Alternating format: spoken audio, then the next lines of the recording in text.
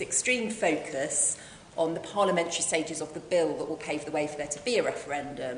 But I've been hoping we can go a little bit back to first principles and ask what kind of a democracy do we want and what's the right voting system for the future.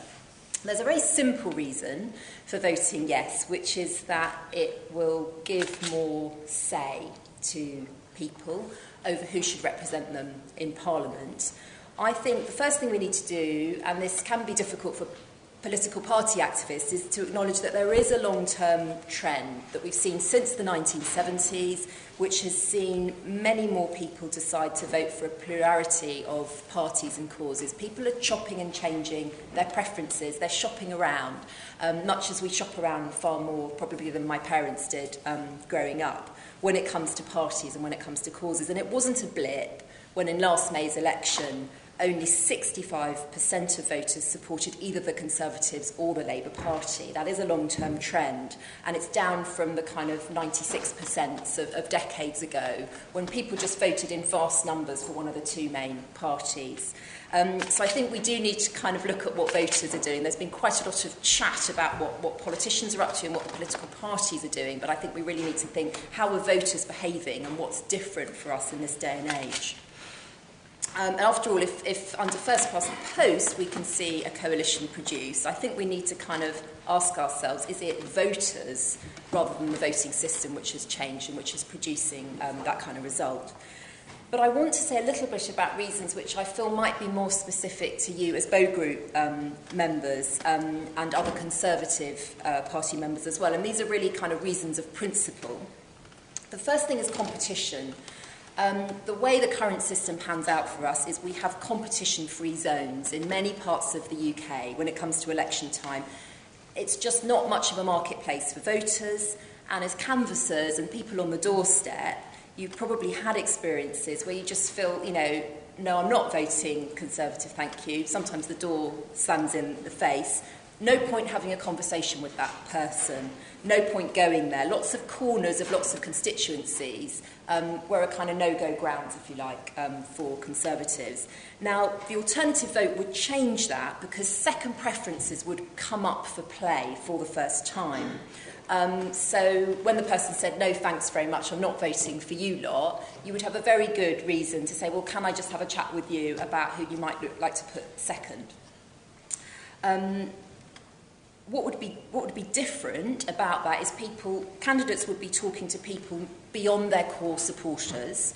They would be seeing different corners of the constituency, and I think if we broaden that out to kind of the national picture at general election times, I think there is evidence that where the Conservative Party has successfully broadened out and spoken to more people beyond the natural core support. So that is a very concrete thing. I think it would bring an end to this kind of narrowing of competition, these competition-free zones, and I think that would be a very good thing for Conservatives who want to kind of get out and broaden their support. The second principle is choice, which is something which is very dear to a lot of Conservatives' hearts. And what would be different under the alternative vote is that people would be free to vote for more than one candidate in the knowledge that that vote would count. It would be a genuine choice, not a sort of head or heart choice, which is a lot at the moment. People at the moment do go into the ballot box and think, I've got to kind of vote to keep someone out, rather than a kind of, a passionate vote to get somebody in. We're all used to exercising preferences on a daily basis. This isn't new. Hospital, schools, which gym we go to, which mortgage provider we want, which insurance we're going to go for. How often do we hear people say, well, that was my first choice, but that was my second, and I got that one. It's part of daily life. So what will it look like if we have this kind of element of extra choice, if you like? You'll still be able to plump for Mrs. Smith if you think she's absolutely great and you don't want to kind of exercise any preference at all. You'll be perfectly free to do that. But if you want to go further than that, you will have the kind of 1, 2, 3. So you think Mrs. Smith would be fab and her policies are spot on. But actually, there's somebody else who you'd like to say, if she's got no chance or not much chance really, I'm going to put a 2 by somebody else. I think that will look like a more satisfied voter, and I'm sure that many of you here will have spent quite some time thinking about this terrible lack of trust in the wake of the expenses scandal, and not just the expenses scandal. We do have a problem, and I don't think that's a matter of party politics. I think politicians themselves are experiencing this kind of breakdown and a deep distrust between voters and others. And I think this element of the new system will look like a more satisfied voter, a voter that feels more connected, a voter that feels like there's more purpose in going along and voting at election time, a voter that feels more like opening the door and having a chat with a Conservative candidate. And that has to be a good thing, I think, for anybody who really cares about politics. So that's competition, that's choice. And then there's accountability, which I think, again, is a kind of a core Conservative principle. We've reached a stage in this country where MPs can slide through the doors of this place with the support of only 3 in 10 voters. Many MPs don't have the support of the majority, and the alternative vote would put that right. They'd have to win over 50%, they would have a proper mandate, and the other side of that is they would therefore have more people holding them to account, and that would be day in, day out holding to account, not just the kind of election time frenzy. What would that look like? I think what it would look like would be more of the local groups who can feel rather shut out at election time. All the focus, all the attention, all the kind of love and care tends to go to the 1.6% of marginal voters who at the moment hold the kind of balance of power. So the politicians all go to see them, the media all goes to see them, they get more leaflets through their door than anyone else. And sadly, I think there are, in a sense, the charities, some of the bigger charities and campaigning groups also feel they have to put their attention there as well, which is another element. I don't think that can be right, and I think there's a lot of people who feel shut out. And I know there's some very interesting Conservative Party policy around localism and around empowering people and local people and just giving people more of a chance to have their voices heard. So I think there's a real connection there. I think that what the alternative group would help to promote would be more groups, not just the marginal voters, people who want to keep their children's centre open, or people in the future who will be campaigning to get support for a free school, more groups able to put their issues on the agenda at election time, because again the MPs are going to have to kind of cultivate broader support to get through the door.